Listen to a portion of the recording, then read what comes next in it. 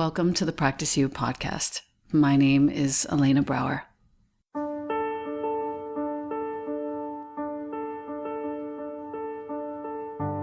Together, we'll explore and enjoy content and conversations around mastering transitions in our relations, our wellness, our careers, our families, and especially in our missions and visions. You are invited to learn and love and listen with me. Welcome to Practice You.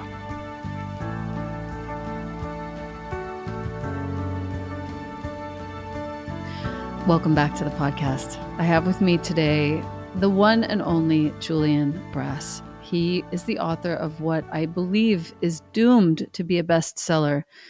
His new book is called Own Your Anxiety, and he is an international keynote speaker. He's a yoga teacher. He's an anxiety coach, and he's the former CEO of his media company called Notable. He's combined medical research from the Western world and philosophies from the Eastern world and created this, what I believe to be a really helpful, very accessible book. And he is passionately spreading his awareness and knowledge around about shifting anxiety into strength. So I'm really happy to have you on the podcast, Julian. Welcome. It's so nice to reconnect and be here. Thank you. Yes. We met each other at Wanderlust in Canada, correct? Yeah, Tremblant. Right, Tremblant. It was such a nice treat to meet you. You're such an earnest and kind, clear individual, and you really made an impression on me, which is why we've been in touch, basically. I'm really happy to be helping you in any possible way that I can. Your book basically includes 99, as you say, easily digestible tips for shifting your relationship with anxiety. It's split into 3 sections: own your body, own your mind, and own your soul. And I feel like this is a real major part of anyone's healing journey. There's so much stigma attached to anxiety. And if one doesn't have the money to go to a therapist or even the inclination to go to, let's say, a group, it can be really lonely in this place of, experiencing anxiety. So I really, really appreciate the fact that you have made it easy for people to make a small investment in a book and have at their fingertips all of these tools. I would love to start by asking you, which of the tools that you have offered in this book, which of the tools surprised you the most at first when you first started to devise this book? Sure. I think the one that jumps out at me is one that is so common and so often not being done the right way, yet literally every single human does it. And that is learning how to breathe for anxiety. Every single human breathes, obviously. We all need to breathe to survive. The fact that it took lots of research and lots of attending different seminars and workshops and retreats to finally learn that breathing into your belly is the quickest, simplest way to actually activate the parasympathetic nervous system, which then creates the relaxation response in the body. The fact that that isn't like taught in junior kindergarten across the world blew my mind. So that one jumps out for sure. For sure. I love the idea of just focusing this on the teachers. I know that you're spreading it around to universities, but I think one thing to really think about is getting Own Your Anxiety into the hands of teachers. I love number 16, sing out loud.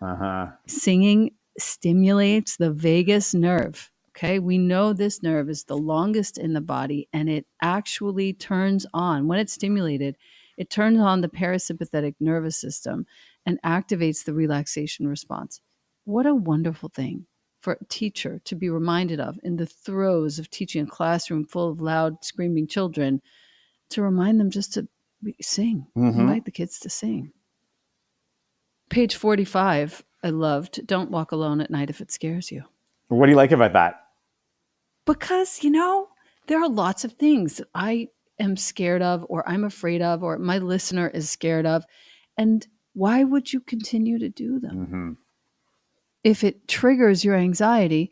On the other hand, to have the discernment to see what you're allowing to scare you and cause anxiety, and maybe there's some obstacle to be surmounted, to have that sort of discernment. I loved this one because it got me thinking.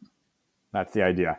Yeah, this one is sort of meant to be one of those metaphors, if you will, that, to one person, it might be walking alone at night that scares them. To another person, it's, running late, for example.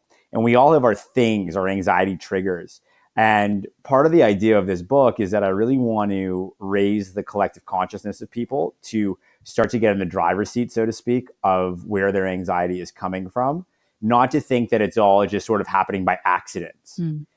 and it's just a reflex action to things that we can't control. But we really can control these things. So if it's walking late at night alone that freaks someone out and gives them anxiety, or if it's, that route that you take to work, or if it's those toxic conversations, like whatever it might be, there's so many different things. My goal is that people just sort of start to ask themselves with discernment, like you said, where is my anxiety coming from? And from a place of that awareness, we can then start to make the positive changes needed to reduce the occurrence of anxiety in the first place. And then the rest of the tools in this book are all about things you can actually act upon if the anxiety is showing up. And on the very next page, page 46, number 15, which is play, the hardest way to get out of is your own. I love this because it really is a reminder that we all need, even though so much of my life is oriented toward, creating space and free time and open time for my family. I always need a reminder that play is so important. And I like how candid you are about the fact that you had to recalibrate from acting, quote unquote, like an adult. Yeah. There's such a nice honesty, in that. There's such a focus on what life is supposed to look like, and I really appreciated that mention. It's funny that you bring this tool out of the 99 up today, because just last night I stayed up at my family's place, and my niece Romy, who shows up in this part of the book in a nice little anecdote that I think we can all relate to, was playing with me, and we were having a great time. And it's just another reminder of how important it really is to get out of our own way. So many of the things in life we overcomplicate, and we don't have to, or so many of the answers are right in front of us, but we choose, or inadvertently forget to choose, to just accept the very thing that will take us out of our pain, right? And playing is one of those things. So the power of playing either with people or with animals Mm. is huge for shifting anxiety. Yeah. Yeah. I see it also in just interactions on the street when for some reason, all the men in my life that I love, my son's father, and my boyfriend, James, everybody loves a dog. And so it doesn't matter what's going on. If we're having a hard conversation or there's something uncomfortable in the space, good luck getting one block in New York without seeing a gorgeous dog of some kind, and everything disappears. I know. So cool. It is so true. It's so true. Number 30 on page 81, plan your meals. I really appreciate this. I feel some of my most successful friends in my business are people that really incorporate this as a matter of course into their life. So instead of having to get to that certain time of day and worry about what's going to be for Mm-hmm. dinner, what's going to be for lunch, whatever, to actually just plan out your meals Mm-hmm. at the beginning of the week and know that freaking Tuesday is going to be Taco Tuesday, and everybody knows that and everybody's psyched about it, Uh-huh. whatever the case may be. I really appreciated that this was one of your ways to own and to mitigate anxiety, to see that it's spiking when this particular time of day comes around. Your tip in this one, I appreciated too. Surface level anxiety is real. So this definition of surface level anxiety is something, as you said, that just comes with something simple, such as a meal. Uh huh. It refers to those things that we do or don't do that often cause anxiety. They're easily avoidable, just as with not eating food that makes you anxious. Other examples include, as you say, not saying or doing something you'll regret, not staying up late or drinking too much alcohol if you have an early meeting, not wearing something that makes you feel self conscious. These are extremely simple choices, but they're not self evident. Mm-hmm. Not leaving your bathroom a mess when you're having house guests. These are small things. Not blowing your money on something you cannot afford. You get the idea. You got it. Yeah, thank you for that. That's really And helpful. some of this. So you're in the own your body part of the book. So it's divided, as you said: own your body, own your mind, own your soul. Yep. The I can't wait to get to own your. Yeah, and I think own your mind is really going to speak to you a lot as well. And then own your soul, like that's got Elena Brow written all over it. And the reason why I set up the book like this is because I truly believe the body is a gateway to the mind.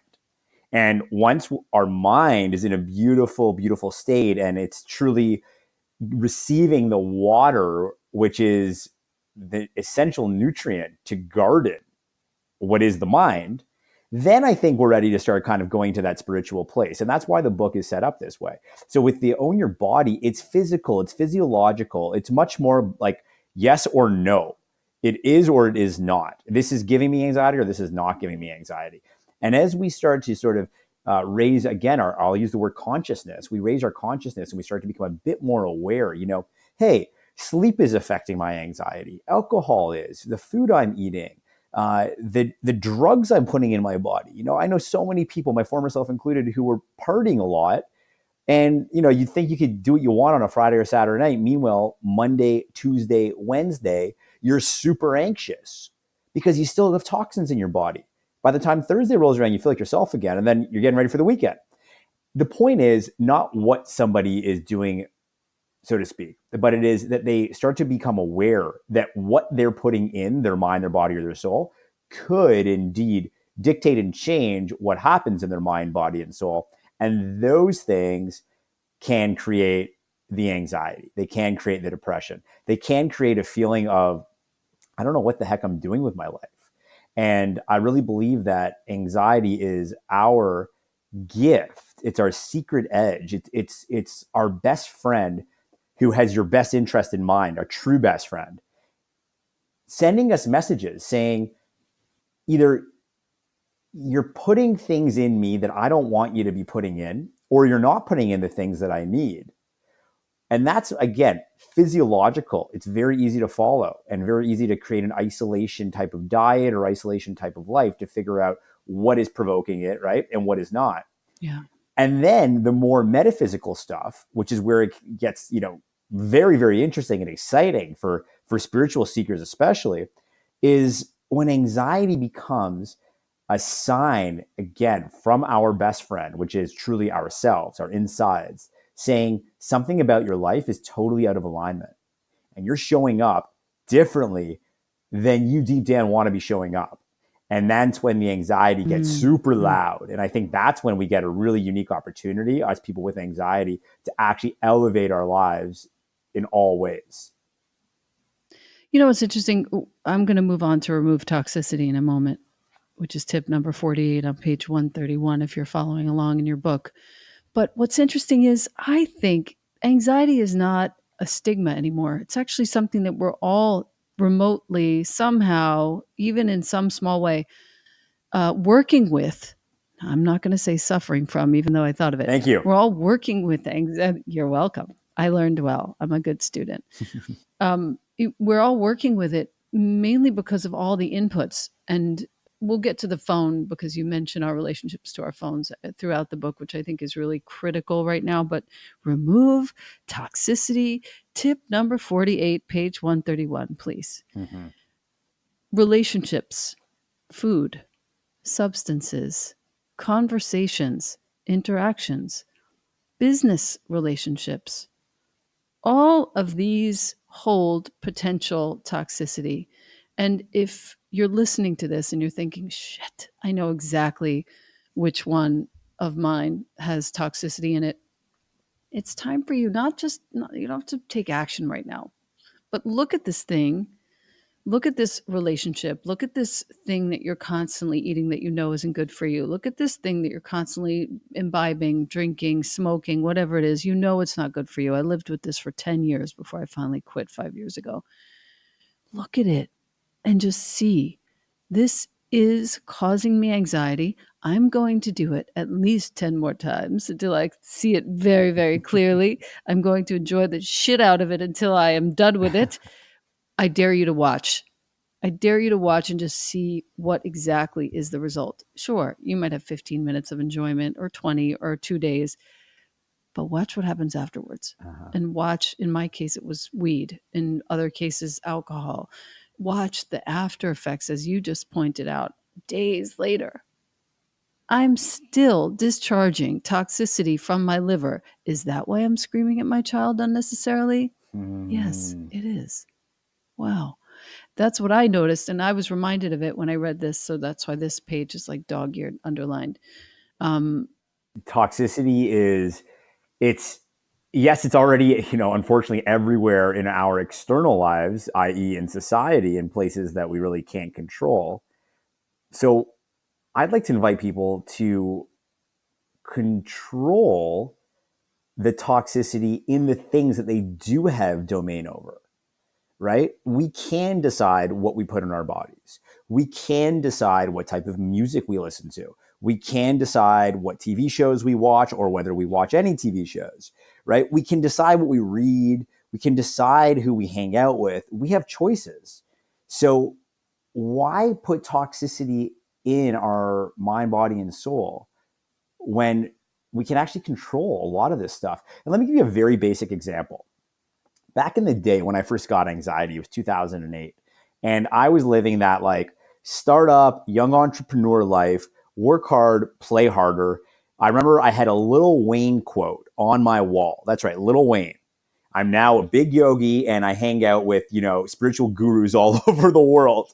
But I had Lil Wayne there, 2008, and said the only thing on the mind of a shark is eat. the only thing on the mind of a shark is to eat. Yes. Hilarious. Hilarious. And I had sky high anxiety that led to bouts of depression where I wouldn't go outside for 2-3 days at a time back then. Okay. So when I could get my shark face on, I was like strong and let's do this. But then the anxiety got bigger than the fake shark in me. And, I was like, there's no chance I'm going out. Are you kidding me? I'm going to stay right here today. And, when I think back on my life then, and I'm just going to use the music example. I'm not going to talk about all the different things that I was doing that were actually toxic, but music, everybody can relate to this. And so many people are not mindful of the music they let into their lives. I was, playing hardcore hip hop and electronic dance music that sounded like all the time. So even when my body was feeling anxious, I'm now just adding more of what I call anxiety layers, things that would create more anxiety on top of the already little problem of anxiety can make it so much bigger and so much more elevated.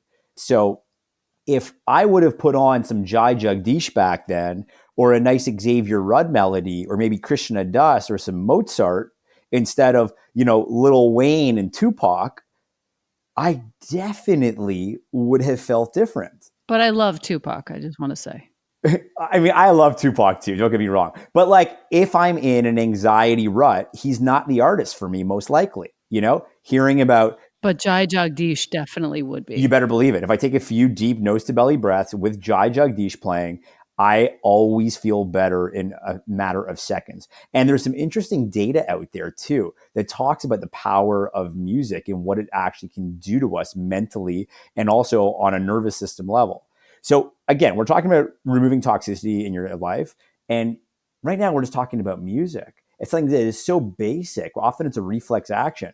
My goal with putting these words on paper and sharing them with the world is that people can see it's not just the major things that are like, oh yeah, of course it gives me anxiety. That's so obvious. It's also the things that we quickly just kind of go right over and don't even think twice. And you do 5 of those things and you keep letting the anxiety layers add up. The music is the wrong choice. You're running 20 minutes late to your meeting. You still stop to go get a coffee. et cetera, et cetera, et cetera. Then you check your phone and you try to send an email while you're rushing. All these things at once, just as an example, these layers add up. And next thing you know, you call your best friend and you're like, I'm drowning here. I don't know what's wrong with me. And it could have been prevented. Yeah.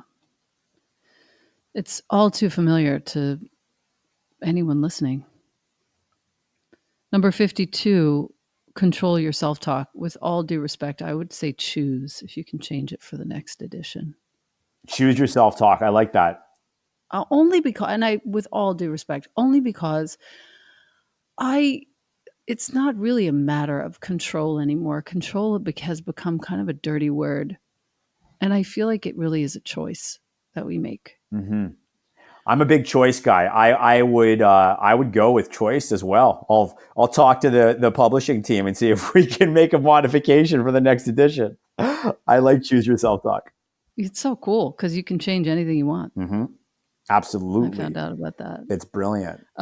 Becoming your biggest fan, the bold face at the end of choosing your self-talk, number 52. Mm-hmm. Become your biggest fan, your biggest cheerleader, your own eternal support system. Bless you for writing those words down. Thank you. Thank I'm you. going to put that into a little graphic in my Instagram soon, I decided. Amazing. I appreciate that. And I'm sure the world will when they see it. You've got an amazing It's so Instagram. good. Elena, let's just talk about this, why it's so important. Yeah. Becoming our own biggest fan, our own cheerleader, our own eternal support system will change our lives, right? So often we run around looking for validation from the external world. And we want to be validated. We want to be accepted. We want to be recognized. But the second we can stop, let me use some newly intertwined vernacular. The second we choose to stop looking outside and instead coming back within and reminding ourselves through the power of self-talk, I am enough. I got this. I am strong. I am confident. I have everything I need inside of me. You know, all these beautiful affirmations, when we can start to speak to ourselves like that, all of a sudden we don't require that external validation. And when we don't require the external validation, that's when all of a sudden we actually don't only choose our self-talk, we also choose ourselves. And that's when love just flows right in. That's nicely said. We choose ourselves, not just the self-talk. To follow 53 is visualize, which I really also appreciated because I do it all the time and it sounds completely bonkers. But everything I've ever accomplished in my life was a matter of pre visualization, from my team to my child to my books, everything. I've already seen it. I saw it before it happened. Mm-hmm. It's so beautiful. Yeah. So visualization is key for accomplishing the things that we really, really, really want to accomplish. And it's also an amazing way to get out of the anxiety rut. So oftentimes when, I'm feeling anxious, I can tell you out of personal experience, and I'm very, very authentic with anxiety in me. I see there's not enough people who are boldly talking about it. And I'm truly here to be an anxiety advocate. I'm comfortable, and I feel it's actually a mission to just share where I'm at so that people can realize they're not alone. And if this guy can build a business and then go and build a book and go, on TV all over the world and on podcasts and whatever, all these great things that are being invited to, and he has anxiety and he's able to own it and become, the Adele in his own world, Adele, the performer, or, LeBron, on the court, but in my own world, so can you. So that's why I'm bold. So visualization That's nice. helps me in tremendous ways, because if I get stuck in the right here, right now, I feel anxiety in my chest, my mouth is dry, my stomach hurts, I've got the sweats all over, and none of those things logically, should be happening. Then if I can check in and let my anxiety cue me to go into a state of mindfulness, I can then say to myself, where do I want to be right now? And if I take myself somewhere that is beautiful and peaceful and calming to me, I can quickly get out of that anxiety place, which technically is also perhaps made up, we could argue. Right. And I can then get into a place that feels like home to me. Mm. And then I can come back to the real physical world that I'm in, shifting the relationship with that once negative energy, which is also known as anxiety. And now it is my powerful sacred energy that I can go and use to direct into the things that I actually want to do. And you also invite people in this particular tip to practice thinking about not just um, what the thing is that you want to accomplish or what the healing is that you want to accomplish, but thinking about where you're standing Mm-hmm. when that is accomplished, what you're seeing, what you're feeling, what you're smelling, what you're hearing, what you're tasting, employing all of your senses to have a full experience of this future positive reality. Well, you are the guru of essential oils. So that evokes one of five senses. I too love essential oils and use them very frequently to help take me to places that I want to arrive at. And I mean that in many different ways, whether it's to get more energy or whether for digestion or for calming myself. Like I just put on a bunch of lavender before we hopped on this podcast, for example, which I do also before I do any type of TV interview because it really brings a nice centered calm to me. So we have all these senses available to us. We have these five incredible senses that we were born with. Why not actually activate them when we want to go into certain places, when we want to actually, take ourselves somewhere that we want to visualize? So in the example of the book, I invite people to join me in a place that I love to go to, which is the ocean. Just like the cover of the book is a beautiful picture of the shoreline. So absolutely, let's use the five senses as we go into a state of visualization because it will be way more realistic. And the quicker we go into that place, the quicker we can really own our anxiety. It makes a lot of sense. It's my coaches at the Handel Group taught me that a long time ago, and I've never forgotten it. So now, when I want something to happen, I just literally close my eyes and travel to that future reality. Amazing. And it's an easy way to make to just get yourself comfortable with the possibility of that thing happening. Mm-hmm. If you're listening to this and you have something that you're really longing to experience, and yet it seems really distant from you, just close your eyes for the next 4 seconds and picture what your life would be like if that were true. Mm-hmm. Where would you be standing? What would you be doing? Whose hand would you be holding or not holding? What's the scent in the air? What's the feeling of the weather? And you get to have the experience before you've had the experience. You're literally setting up the entire universal consciousness to deliver that to you. Yes. It's amazing. 57 is create art, by the way. Yeah, it sure And this is. is key for me. Why do you like this one so much? I have next to me right now the second journal that I'm creating is called Being You, and it's for teens. And I was really nervous about this thing for a long time. The manuscript is in. We're almost in agreement on the last few edits with my editor. And anyway, I started painting. Why? Because I took all of the painting materials out, laid them on a big tarp on my rug, and they're all out. So it's like kind of a mess, but I don't care because I'm painting. And every single time I create art, I forget whatever it was that was causing me any layer of anxiety. And I'm steeped in the art making, in the creative mind, creative heart, which always helps me be more creative in everything else that I'm doing. Mm-hmm. I love that. I love that. Well, art therapy is a real thing. And seeing the effects of art on specifically, I can tell you from personal experience, people suffering from cancer. I wrote a lot of this book while helping my mom as her caregiver through her battle, which luckily she did come out on the right side of, and Mm. she's doing great. I'm so grateful to say that. She's an amazing woman.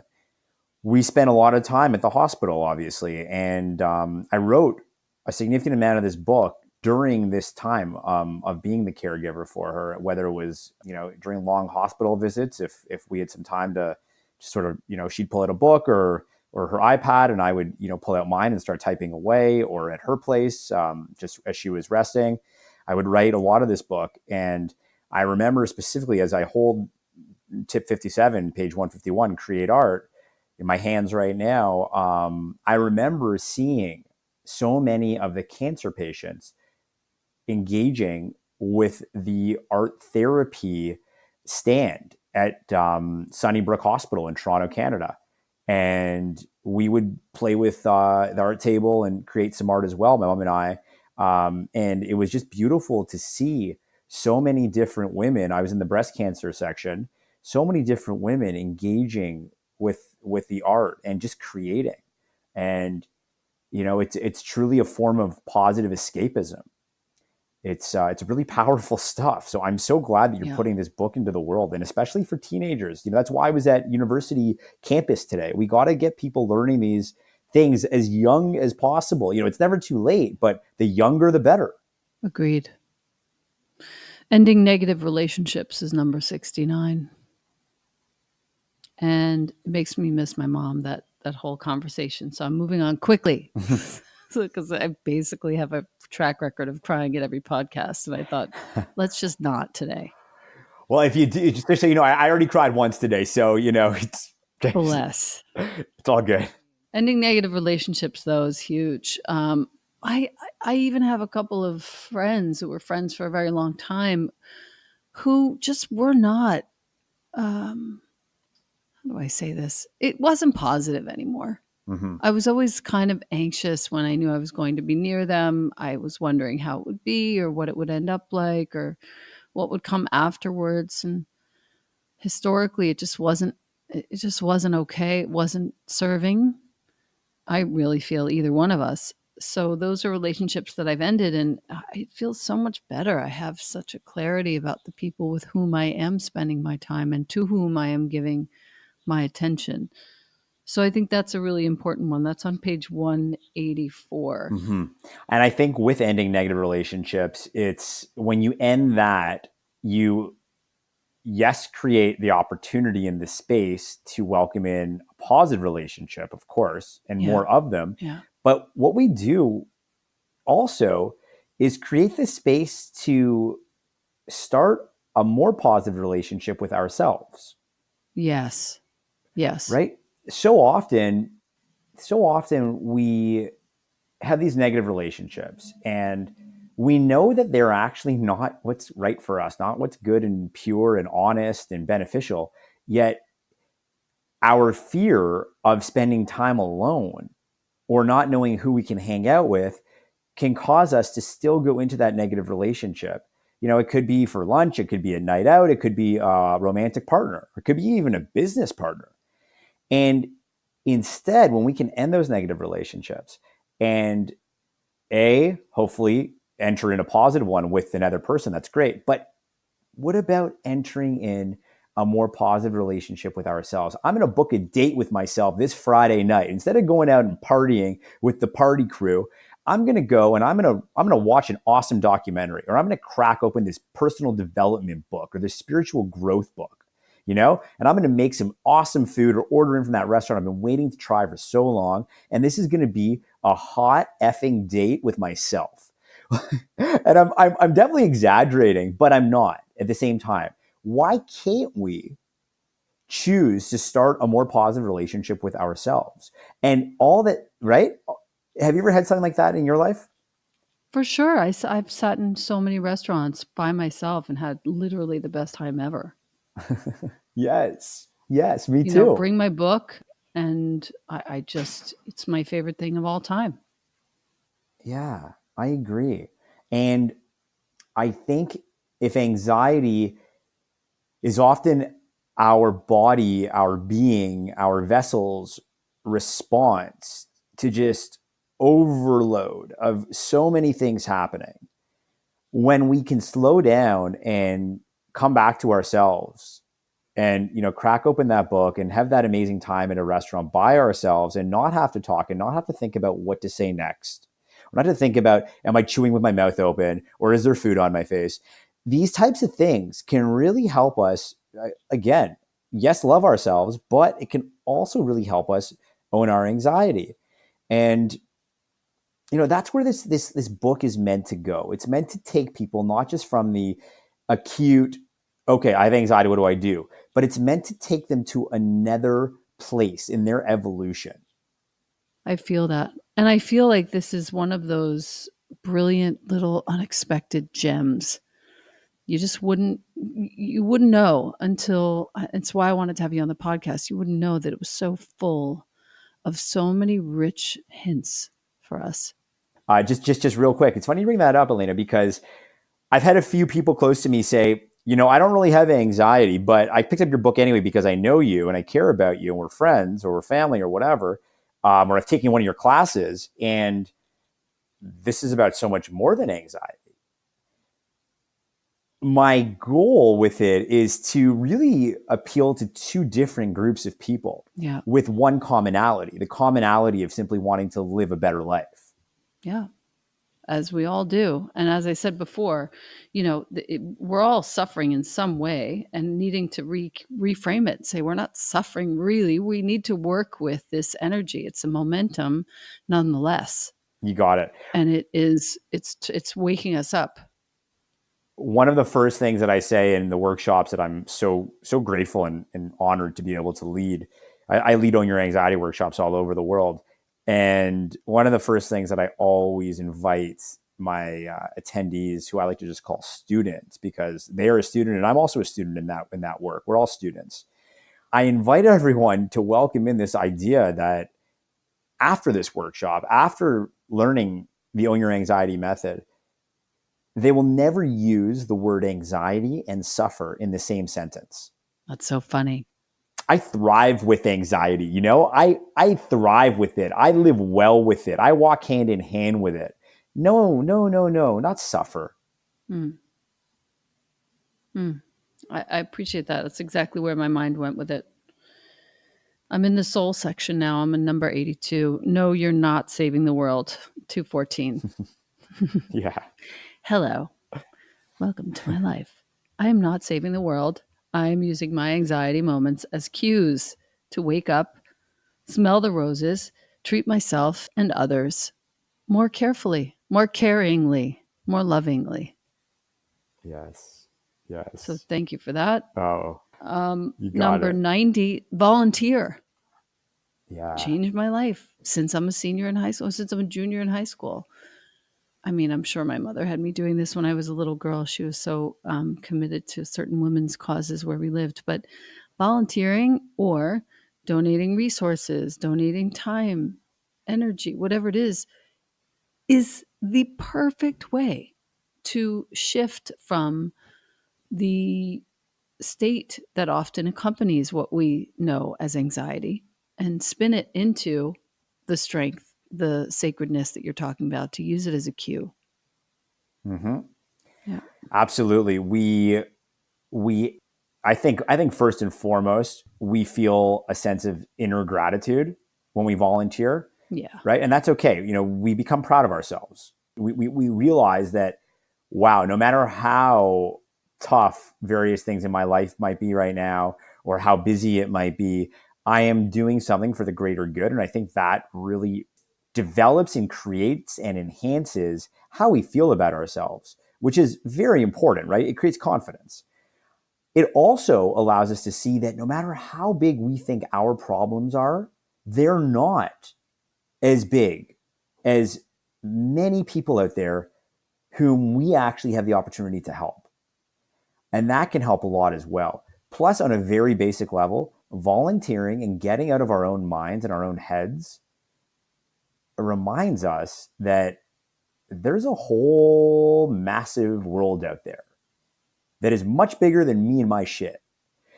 I've been in the desert many times. I've been very, very fortunate to hang out in the desert on multiple occasions. And when I go into the desert, Elena, in a way, it evokes the same feeling that happens when I volunteer with someone less fortunate. And that is, I realize that my little problems are so insignificant in the grand scheme of this beautiful universe. It's the same idea with volunteering. It's really beautiful. I appreciate how candid you are. You know, there it can veer, these conversations can veer so quickly into preachy, I know better, you know, we've done this, you haven't. And there's none of that in your voice at all. Thanks. I speak from my heart, and not a day goes by where I think any of this is what I deserve. Yeah. I wake up every day and I just try to do my best. I have 3 questions that I ask every guest. And the first one is, what in your world at this moment, and it can be your personal world or it can be the world around you, what needs healing right now? In my own personal world or in the world around me? Correct. Wow, that's a nice question. I should have been prepared since you like to ask this question. Sorry. I don't prepare any of my guests. The only ones who know are the ones who've listened to other episodes and they catch that it's the same 3 questions, but otherwise, no preparation. That's what's fun about it. Yeah, for sure. What needs healing? I think here's some true raw candidness. This book went into print. It was only released on September the 17th. Okay. But I started to receive a few physical copies from my publisher for a few different sort of pre-sales opportunities at different wellness and music festivals over the summer. One was in Utah, one was in Whistler, BC, and one was in Muskoka, Ontario. And I had the chance to set up a little stand and literally stand on my own 2 feet and interact with people, humans who I did not know, who wanted to learn about the book, and if they felt inclined, purchase it. So I made about 200 of these, I use the word transaction, or how about exchanges? It feels way more natural. 200 exchanges with people. And it was exhausting work. It reminded me of working retail in my teenage years, but not only was I physically exhausted, which, the retail gig when I was 15 or 16 gave me, I was also mentally a little bit drained because I tried to give my all to every single person who wanted to have a true, authentic, vulnerable conversation with me. And I acted sort of as their anxiety and life coach in those moments. And it could have been a 1 minute interaction, or it could have been 15 or 20 minutes. A few times, I even started to learn that people sometimes really, really, really are seeking some deep healing with not a lot of time and certainly not a lot of notice. So I created a little area with 2 seats behind the booth that I would set up so that we could go back there and I could quickly implement some meditation and breathing techniques for these perfect strangers who I was just trying to help. And the feedback was phenomenal. It was worth every ache I had in my hamstrings and my back. Let me put it that way. Good People for got you. back to me over the summer saying, this book has actually changed my life. And Hmm. what that did to me, it moved me and it put me into tears, and it made me feel like wow, I'm doing the right thing here for sure. But all of a sudden, as this feedback's coming in, my PR team starts to book me to do live TV all over the US and Canada. I did 7 cities in 12 days. And I mean, I was exhausted. Someone who's got some anxiety, going live to talk about anxiety in cities I've never even been to half the time, like that is some high anxiety SHIT, straight up. And I use my own tips to calm down. And coming back to your question about healing, one thing that I have had to re-implement in my life since this book started to gain so much traction is the very tips in the book. When I was writing this book, it was after I sold my business, and all I was doing, I had 2 things on my mind. Literally, there were 2 priorities: take care of mom and write my book. That's all I did. For about 2 years, I was in this little bubble. And as hard as it was, because of the emotions of when someone you love to death is sick, it was also, in a sense, peaceful. There was nothing else that I was saying yes to. I was declining trips with friends. I was declining a lot of, going out on dates. I was just focused on my mom, who I love, and it brought us closer together. And I was focused on writing whenever I had some time. All of a sudden, this thing I've been keeping inside the closet for 2 years, people actually want, and people want to know more about. And I find myself forgetting some of the things that I write in this book. And I've started to have to remind myself that I need to quite literally drink my own Kool-Aid Yeah. and put this stuff back into my life. So the healing that I have been really working towards is to remind myself that nobody is free from self-work, right? The work is never done. And it's the person who thinks that they have graduated the personal and spiritual development game and no longer needs it is the one who's going to crash and burn. Yeah. So I have found myself having to really heal myself to remind me of where I am and where I am not. And, there were a few exhausting days. There were a few days where I was like, oh my God, I need this to slow down. And then I was able to literally, and it sounds so humorous, but it's not a joke. I would pick up my own book and it was as if I didn't even write it and as if I just channeled these words. And I would read a few sections. I would put on some essential oil, put on some beautiful, sweet music, and I would come back home to where I'm supposed to be. Right. That's a sign of a good book when you forget and have to read it to remember, whether it's your own or someone else's. A musician once who I had the pleasure of interviewing for my old media company, I shared with him how I interpreted one of his songs. And he looked at me with a big smile on his face and he goes, "That's so beautiful." I'm like, well, it's just my interpretation. I'm glad you think it's beautiful. But he goes, "Yeah, it's because I did not think of any of that when I composed the song." Yes. And that's art, Julian. Right. That's art, right, he right, said. Right? Good for you. I put it into the universe and it's as if I didn't even do it. Right.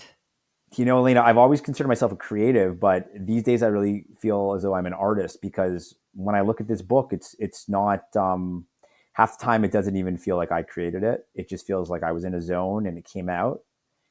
And of course, I wrote it to be a journey. I wanted people to go from the body to the mind to the soul. But half the people who buy the book tell me I love it because I just pick up a different part every time. I don't even know what page I'm going to open it up to. It takes me 2 minutes to read a tip and I feel great and I feel charged and I'm ready to rock and roll.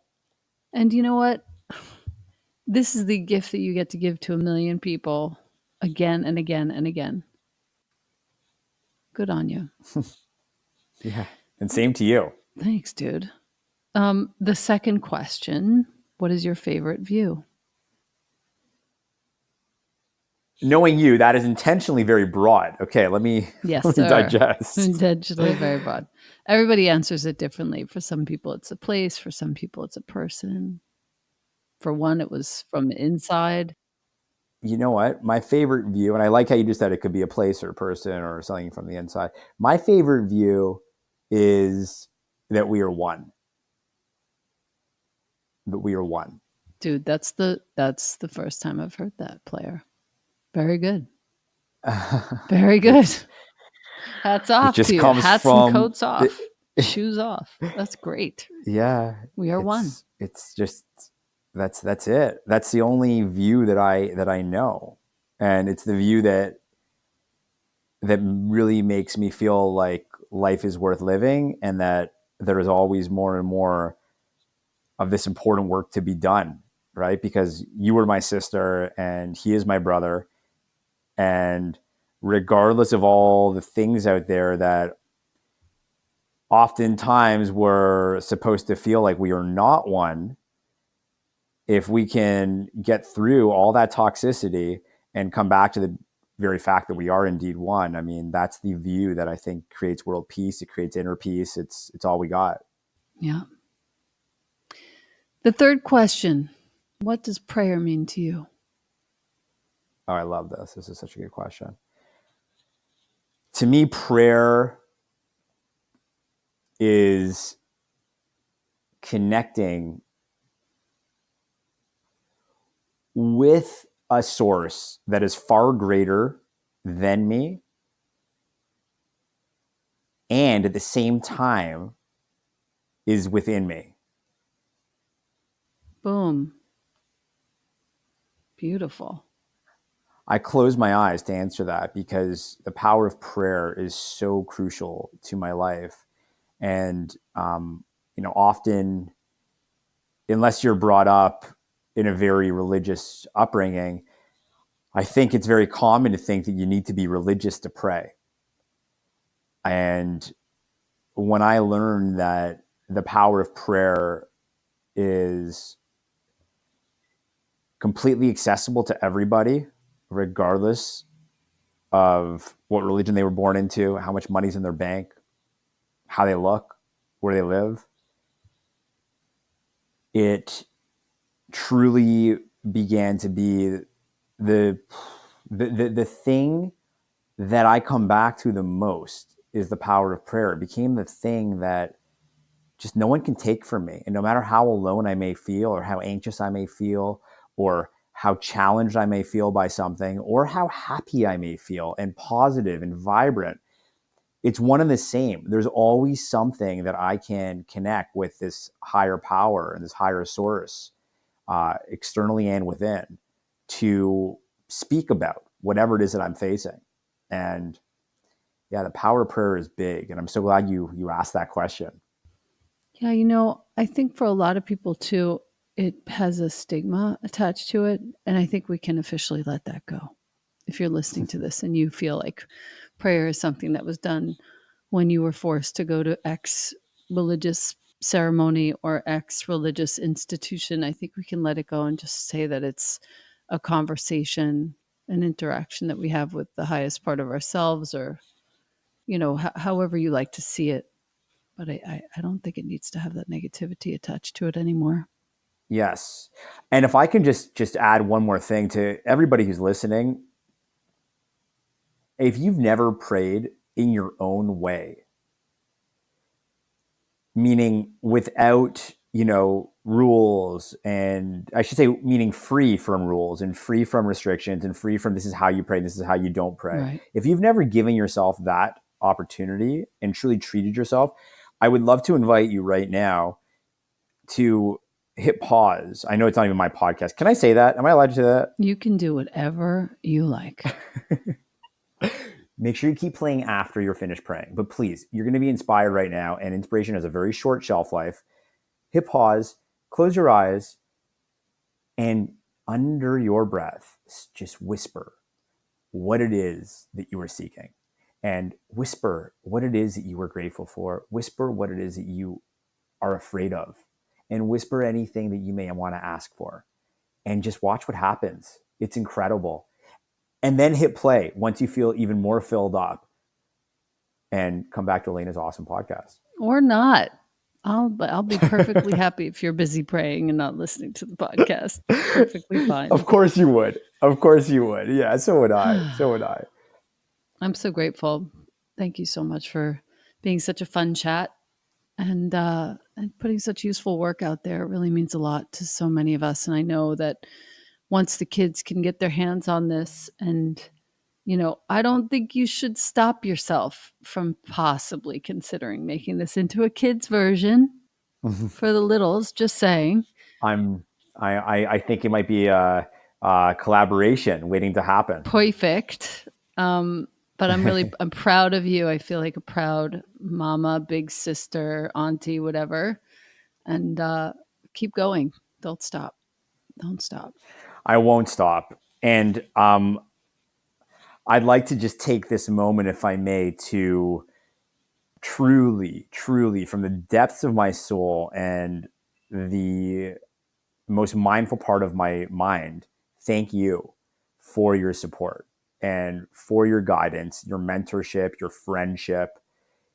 You have done so much for me in creating this book. You told me in Tremblant over 2 years ago that when I was ready, you would be ready to really lend a helping hand. And we kept in touch for about 2 years, but it wasn't until I sent you the transcript and you saw it and you said, dude, okay, this is legit. It's legit. I'm ready to help. Totally. Totally. And you did. You really helped make shit happen. And you being in my corner was this power that I didn't I don't know from that power to have somebody as known, loved, and respected as you to just be so willing to help me out and take calls and take texts from overseas in between your prestigious teaching gigs and conferences. And, you did it out of the goodness of your heart. And I got to tell you, you really inspired me to selflessly give even more than I've known myself to give. And I just want you to know that I will always carry that torch, that light from that same torch that you allowed me to have light up my life. I will continue to sharing that light with other people as well. Boom. Thank you. Seriously, thank you. And you're welcome. And thank you. Thank you. Keep going. Thank you. So much love, Mr. Julian Brass. Oh, Here's to your continued success and all the people that you will serve with this book. Own Your Anxiety. amen. Thank you. Thank you.